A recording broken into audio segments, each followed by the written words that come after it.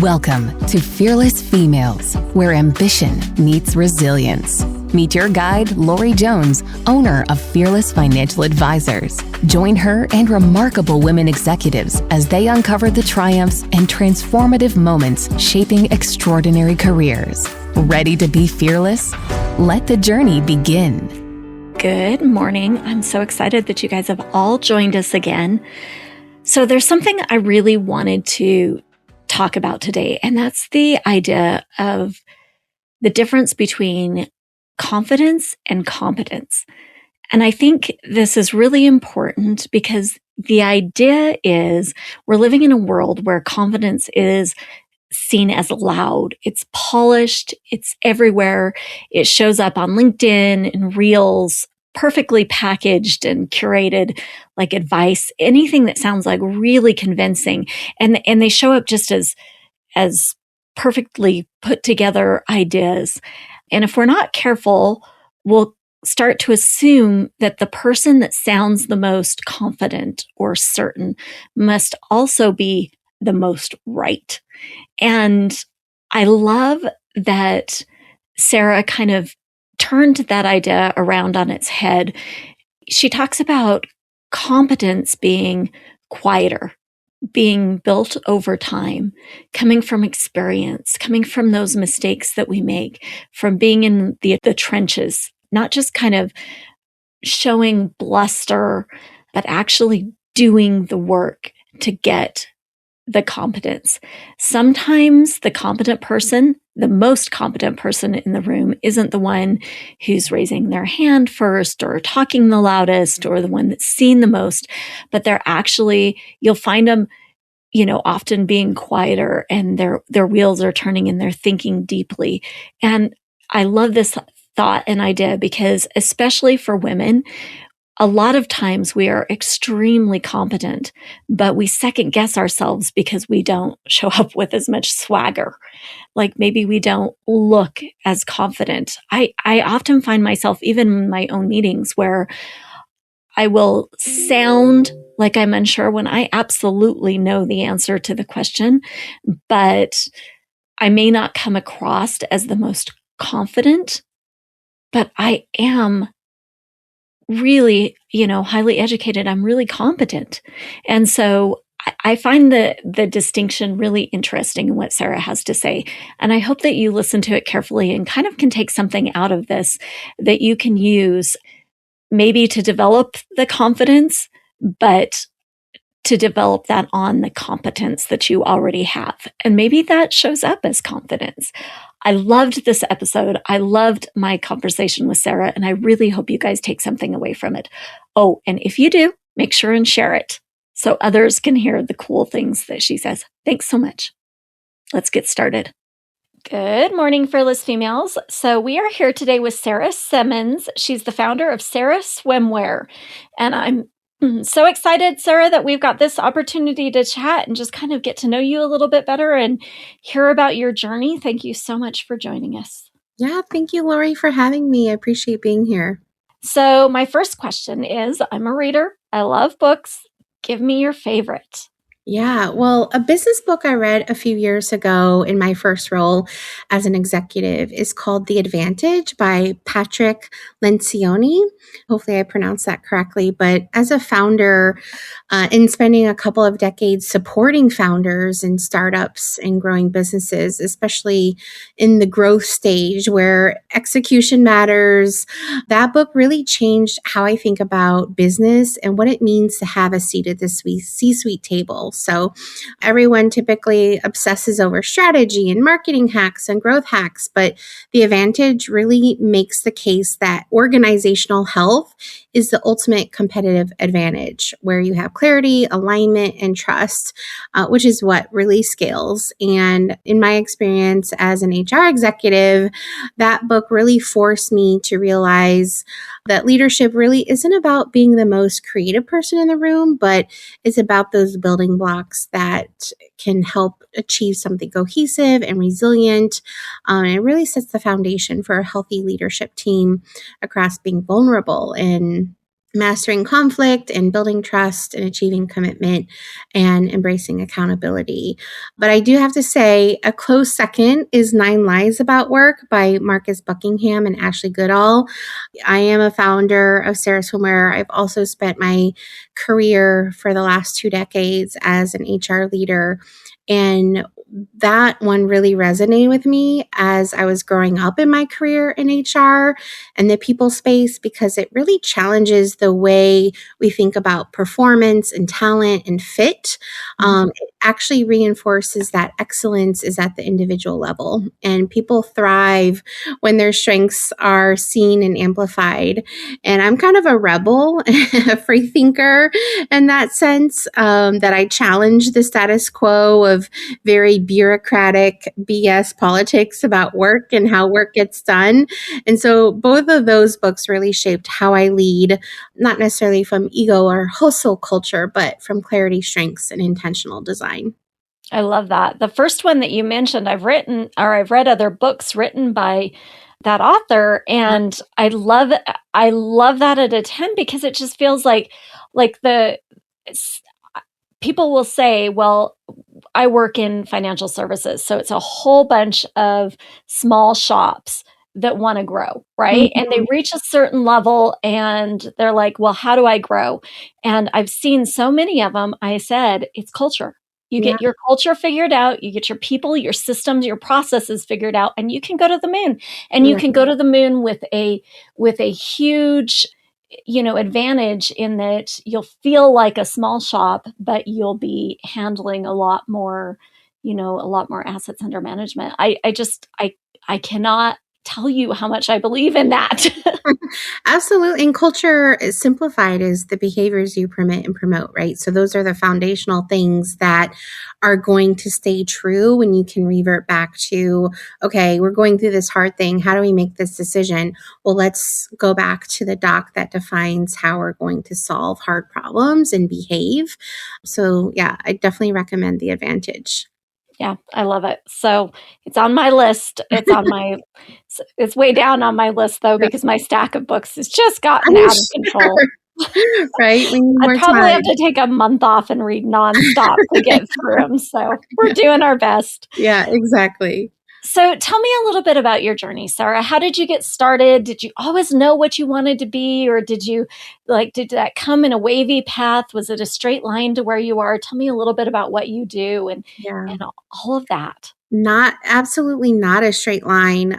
So I have to back up to my childhood because there's a correlation here where my mom used to make my dresses, and we used to go to the fabric store and pick out fabrics together. And I kind of had this knack for knowing what was coming in trends. An example would be this. In the 80s, there was the pink and black polka dot fabric was really popular, probably from one of those 80s rom-coms. And I picked that fabric out for a dress. And then 2 weeks later, we saw it in the storefront of the Macy's window. And so those kind of things kept happening over time. And so very quickly, around 8 years old, I decided I wanted to go to fashion design school, and partly because I was always a bigger kid. And so I had to be really creative with what I wore. And so having my mom sew my clothes for me kind of folded into that. So I went to design school in Chicago, and I worked for an online apparel company after I graduated in Indiana. And I didn't want to be in Indiana, so I decided to move to London. I was like, where could I go that's furthest from here where they still speak English? And so I ended up in the UK. I went to school in London, and I studied my master's in international business. And I thought I would come back and merge those two things together. I always had the entrepreneurial spirit. I come from a family of entrepreneurs. My grandfather owned a cemetery. My aunt had a hair salon. My mom's done some boutique, businesses. And so I've always been around kind of blue collar workers and had that spirit instilled in me. And so when I came back from London, I actually met a a founder opening up a small cell phone and wallet case company. And that changed the trajectory of my career. And then here we are 17 years later, where I have now spent my time growing my career across 8 founders and 6 startups. And so I've been a part of self-funded failures. I've been a part of VC-backed unicorns, and I'm still a part of a self-funded success today. In addition to my role as founder of Sera Swimwear, I'm the VP of People for a music tech company. And I think that God really has a plan for me to have that experience so I could have the confidence and exposure to really understand what it takes to build a business. And so a couple years ago, I started building quietly behind the scenes just to get started again, right? I hadn't worked in apparel in many years, but when my husband and I moved from Chicago to Florida, I was like, you know what? There's still a lack in plus size apparel and swim.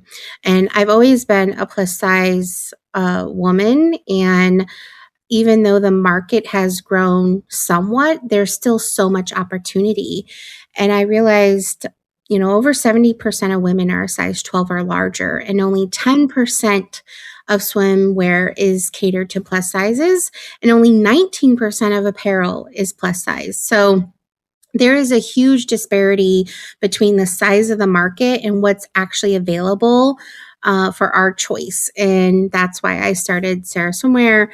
So as I've been building, I've still been maintaining my career as well, which happy to dive more into that, right? It takes a village and it takes a lot more time, but that's kind of how I got to where I am today. That's so interesting. And I didn't realize the statistics were so low.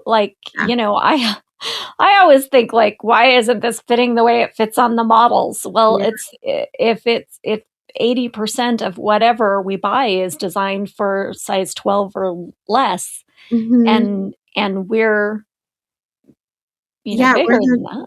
Exactly. And what I have found is, we're in a time and space where size inclusivity is a thing, body positivity is a thing.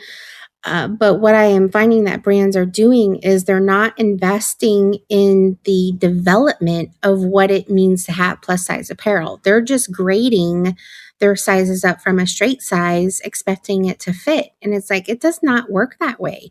There is a lot of intricacies in fitting the plus size body well. And if you don't have those experts, then you're not going to do it well. And it's also a different marketing play. If you've been marketing to straight sizes for 20 years, but you want to add plus sizes, you have to think about how are you going to change the behavior then of that plus size consumer. And so when they launch and it fails, they're like, well, it failed. It's like, well, did you put the investment in the right places to make it succeed? And oftentimes they don't. And I've just noticed that. And I was like, well, very few people are willing to raise their hand and solve this problem. Let me raise my hand then, and solve the problem. And I can empathize with the plus size consumer because I am my own consumer. And I often see that's where other brands fail. I'll look at the designer or the founder and they're not plus size or they're not even women. And I'm like, well, it's really hard to empathize with a female plus size body if you are not those things.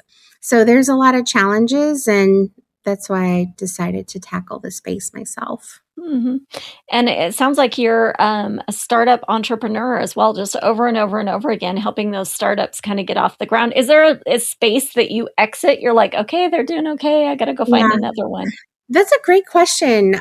Actually, yes. I love building from 0 to 1 and 1 to 2. The largest org I've been a part of, I scaled from 25 to 600 people in 4 years. And that's kind of when they reach maturity. I'm like, okay, my work is kind of done here. Someone else who's been in more enterprise level organizations is a better fit at that time. I like the building phases. I like building through chaos. I like the lack of red tape and bureaucracy at that stage when you can just kind of have ideas and solve problems quickly and move fast. That's really where I thrive. And I've been fortunate enough to have found, 6 different homes where I've been able to do that over the last 2 decades.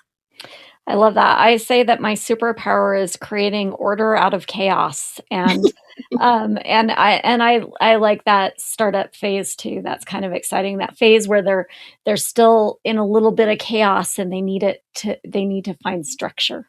Yeah, when I see a first-time founder in despair, I'm just like, oh man, you need my help. I'm here. And, it's just such a relief for them. So, yeah, I love to partner with founders and kind of help them build that order through chaos during those growth moments. So, what, Sara, is the best investment that you've made in yourself? Can you kind of look back over your journey and think, oh my gosh, I'm so glad I did that. I just wouldn't be where I'm at today. Yeah, I mean, outside of investing in myself for things like health, which is always a work in progress, but things from mental health to physical health to overall well-being, I've invested a lot in my education and my HR certifications, which have exponentially paid off in my career.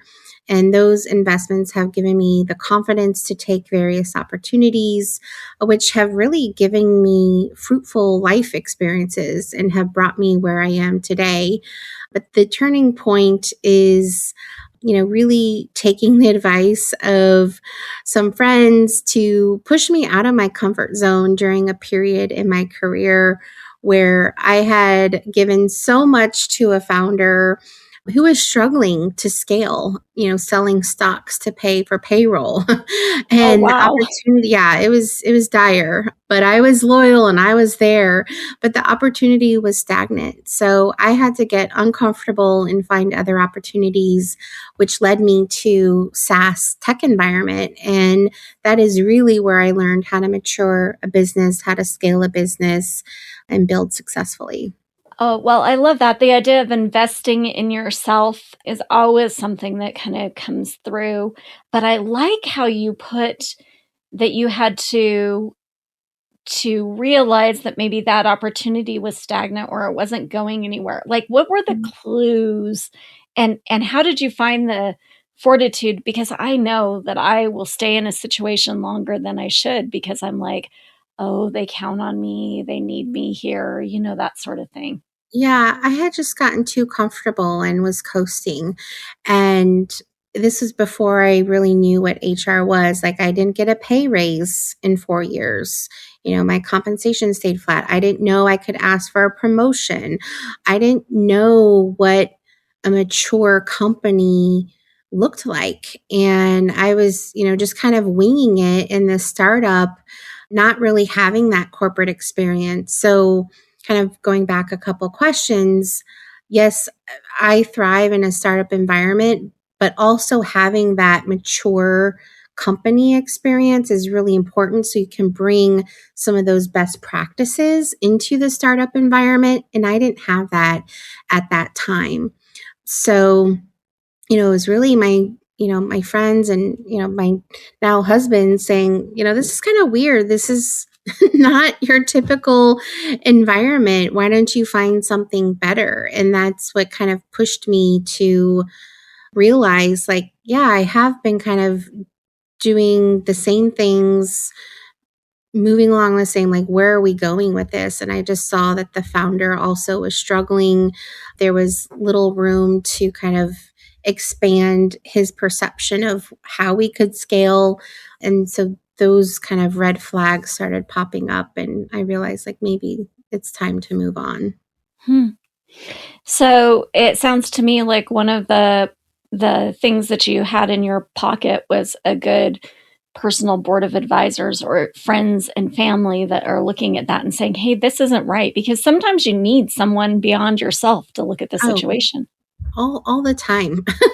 Yeah. Always, the one thing I've learned is just like benchmark yourself, right? Be analytical, be critical, and it's okay to question circumstances and situations. And yeah, build your Voltron, your vortex of advisors that you can go to for pieces of advice. So if you know someone who's great at career advice, go to them. If you know someone who's great at relationship advice, you want a mix of people in your network that you can go to, whether it's personal friends, family, or mentors, even that you can kind of defer to in those challenging moments. Sara, what about the worst advice you've ever gotten? Can you think of some really bad advice, and did you take it? I think the worst advice or bad advice in general is when people give you advice, perhaps out of the very best of intentions, but they give you advice out of context of your own filtering capabilities. So, for example, oh, you should do that because I did it and it worked for me, or you should have hired this person because they're great. And I've hired people based on recommendations, which, it's kind of embarrassing as as an HR leader. I think too, kind of balancing career and founder startup, I had defaulted too much on someone I had trusted based on the recommendation, but I didn't do the work I should have, which was interviewing the person based on their skills and abilities. So without context of your needs and your business environment and the stage in which you are, I have taken advice, again, I think with good intentions, but it turns out to be bad advice because they don't have the context in which I need to filter through some of those decision-making abilities. So I've learned what works for other people will not work for you, and you have to be more critical and analytical about the world if that thing is actually going to serve you in a way that is most beneficial to you. Yeah. Yeah, that's important. It reminds me of this friend that I have, and she always she does these fads, like eats nothing but protein for a while or whatever. And she's like, oh, you need to try this juice fast that Right. lasts for like 3 weeks or something. Perfect example, right? It worked for me. I lost some pounds, but you have a different biological makeup, so that might not work for you. So, and I need food, so juice fast didn't work at all. There's that too, right? Yeah, but it is that the same sort of context. Like, what does this fit me and what I'm trying to do and my work style? Because you're right, they are always well-meaning. She always wants the best for me, whatever that is, and this happens to be the best for her. Yeah. And you have to run that through your own filter because they're not doing it for you. Because if for them it worked, it's great, it's sliced bread, they're wonderful, they're going to pass it on. But for you, you have to run it through the filter and say, is this great for this person or is it great for me? Absolutely. So my advice to those advice givers, stop giving good advice that you think will work for other people that worked for you. Yeah, I love that. But you do come up with, like, if you just have an idea board where they're like, not like, oh, you need to do this and they're trying to sell it, but they're saying, oh, these are a few things that I've tried through my career. Maybe one of them will come in handy for you. Absolutely. That's a great idea. And just, again, being more analytical about, okay, is this actually going to benefit me and what I need? I'm still reminding myself of that all the time. And even I think back to getting a fashion degree. I was supported by others like, oh yeah, go out and follow your passion.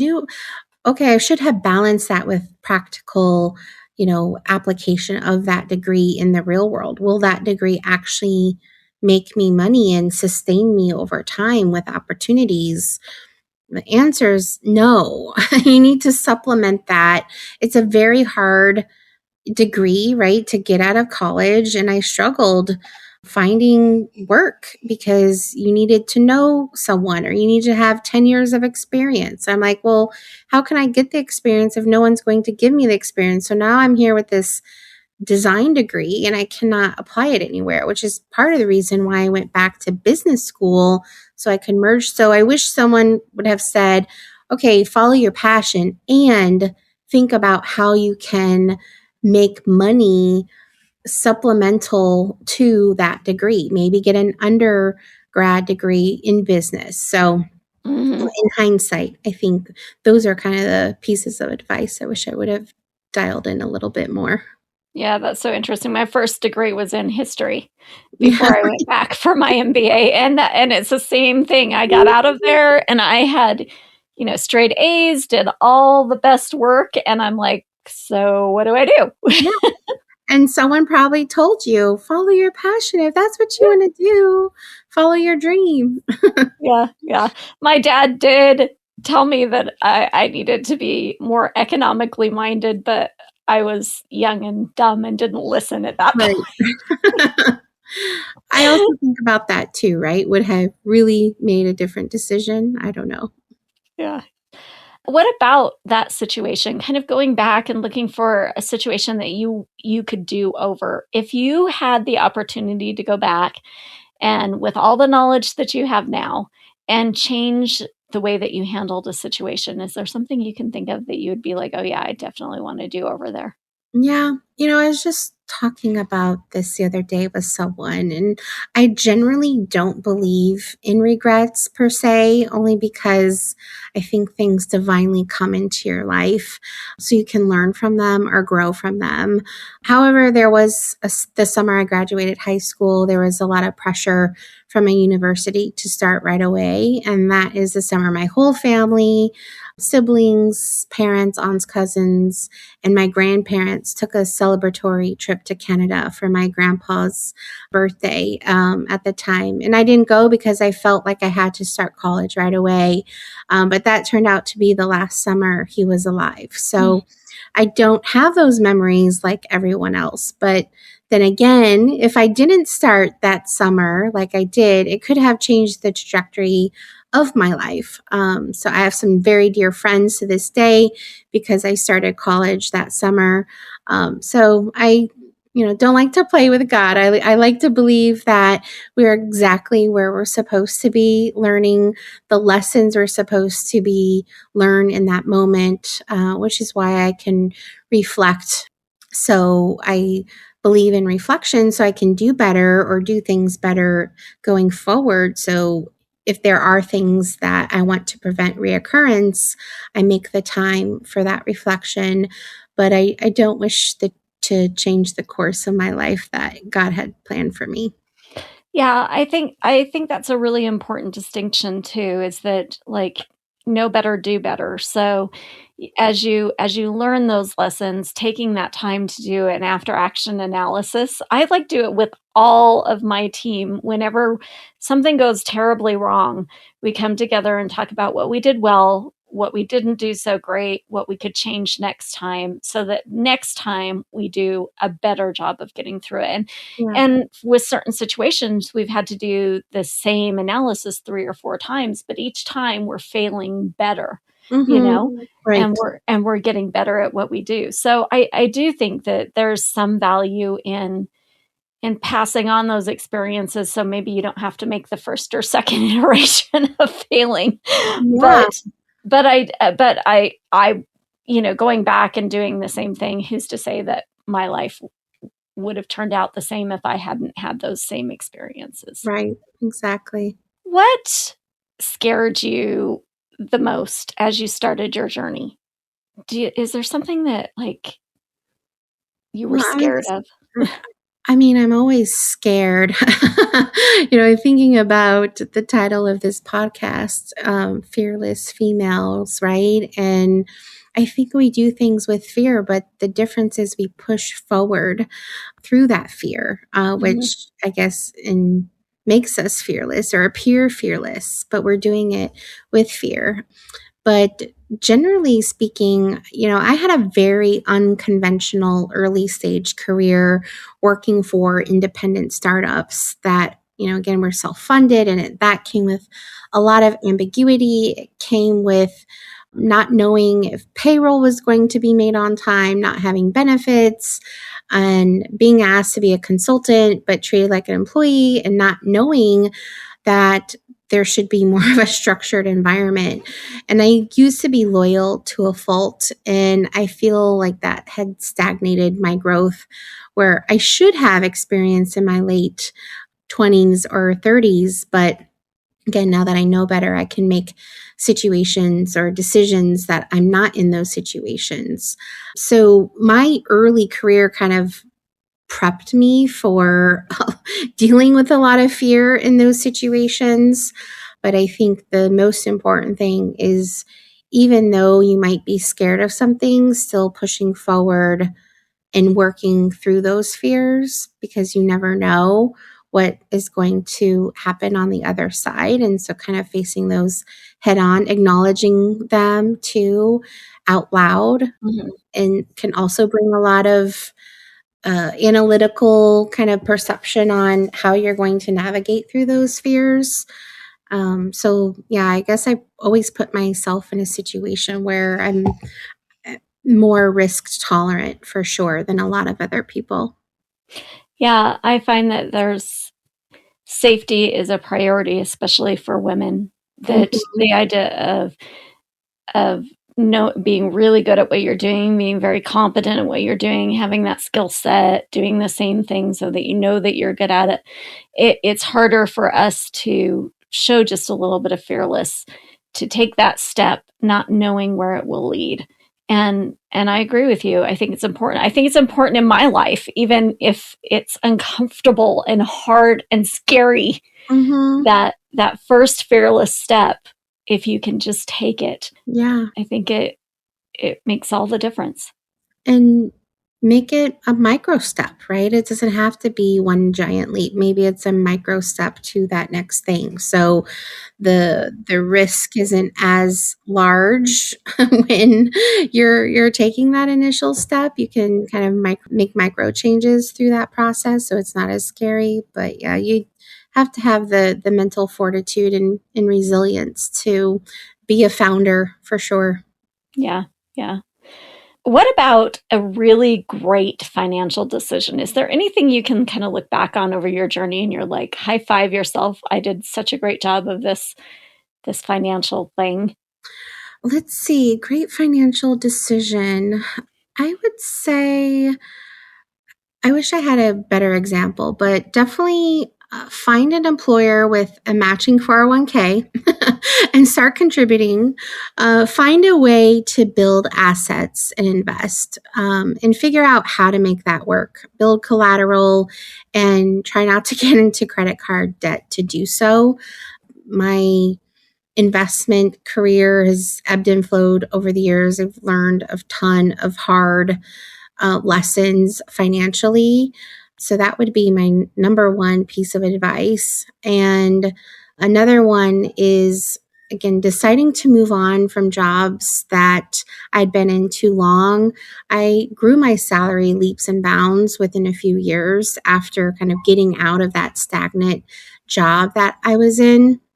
And someone told me anecdotally too once that there's a reason people who are at the exec level move every couple of years and continue to grow their income. And I believe that. I've actually seen it multiple times over the years in my role as an HR leader. So that would probably be some of the financial pieces of advice or considerations for other women. Yeah, that is kind of important.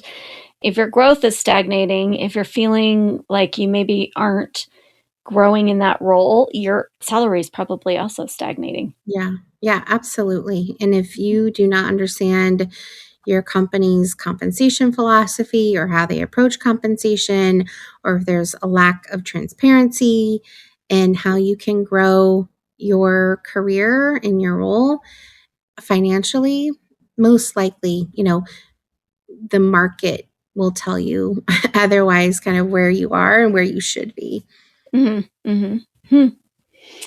Did you have any unique challenges because you were a woman? Oh, I think it's a challenge to work full time, to kind of be head of household where, I cook a lot. So I plan dinners and do the washing and the cleaning and keep the home running smoothly, and being a wife and all of those other roles we play, and being a solo founder on the side. I think we, as being the beings we are multi-hyphenate women naturally, having to play the different roles that we have on a day-to-day basis. I think that in itself is challenging. And I don't necessarily believe in balance of all those things. I do believe in work-life integrations, because when you're giving yourself to one area more, you're going to have to naturally give less to another area. So you're going to have to be okay with that as a multi-hyphenate woman, doing all of these things, playing all of these roles, or you're going to beat yourself up unnecessarily. So work-life integration. Mm-hmm. That's an interesting way of looking at it. So like you're integrating all the different, physical, mental, social, career, family, like. Yeah, we all have 24 hours in the day, and we have things we have to do, right? Doctor's appointments, family needs pop up, but you also have to work, right? And so I tell my team, like, I get it. Things happen. I'm not tracking that you're sitting at your desk for 8 hours. I'm tracking the outcomes that you're going to deliver. So if you need to bop out at, 3 p.m. for childcare or pick up your children, go do it. And if you have to finish work after dinner, that's okay. That's work-life integration. You have to integrate your life with work, because one thing does not stop over the other. You have to find a way to create your own integration, and that works for you, and all the things that you have to deliver for everybody else, whether it's dinner, sports, events, or a deadline that you have at work. Mm-hmm. Yeah, that's a really interesting way of thinking of that. I've heard it put like I have no balance. I can't figure out work-life balance. but We all have I that. haven't had it put that way before, where you kind of have to integrate like ebb and flow with. I'm not sure I'm going to be good at that either, but I'm going to try it. Yeah. I mean, I always tell my team, like, you'll never have balance, because if you do achieve balance, something in life is going to happen and you're going to be quickly out of balance. So Yeah. good luck playing that game, but you can try to integrate the things, that happen in life with work, and having an employer too that understands that and understands the need for that flexibility is hugely important. So if you don't have that, that could be a red flag. Mm-hmm. Mm-hmm. What is the thing you are most proud of, Sara?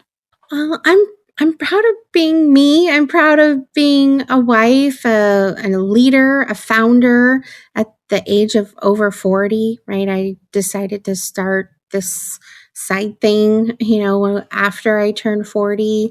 I'm proud of being resilient and agile and doing the things in life that most people would never do or couldn't fathom doing. And I'm proud of the risks that I've taken, and I'm proud of the leader I've become and the organizations that I serve. And I'm proud that I've not given up, and that I'm still facing challenges every day, even today, but I'm going to do what I can that is in my control and do what I can to keep pushing forward, even through all of the challenges. So I think my mental fortitude and my resilience is pretty strong. But again, I've positioned myself, having worked in startups for 20 years, to build that skill. Yeah, when crap hits the fan all over the place, yeah, you pick up the pieces. You're like, oh yeah, that Yeah. isn't so bad. That isn't Yeah. such a bad emergency, right? Yeah.